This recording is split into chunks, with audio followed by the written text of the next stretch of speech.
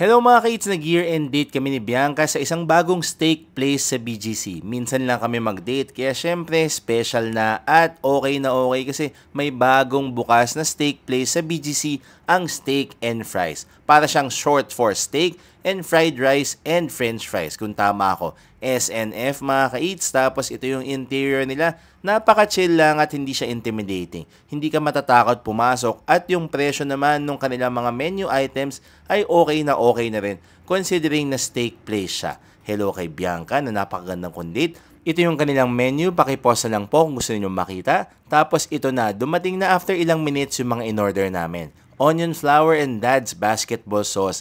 Ang ganda ng pagkakaluto. Hindi siya greasy tapos perfectly seasoned. Nakakatuwa yung Dad's basketball sauce. Kung di ako nagkakamali, it reminds me of a perfectly made Thousand Island sauce. Kung tama ako ng alala mga kaits.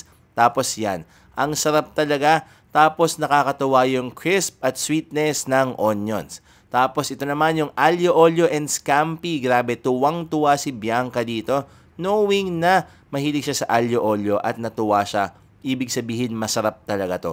Perfectly cooked yung noodles, tapos yung scampi or yung kanilang shrimp naman, ang sarap din, malalaki din naman. Okay din na may cherry tomato siya at okay na okay yung price for 460 pesos mga ka-eats. Next naman is yung cheese pimiento puffs at 380 pesos. Medyo kakaiba siya kasi ang sarap nung cream puff niya dahil ang palaman ay cheese pimiento. Sobrang nostalgic at comforting nito mga ka-eats. 4 pieces nga lang siya, medyo bitin. Ito yung kanilang SNF strip loin na 3,600. Syempre may strip loin steak. Tapos yung kanilang fries.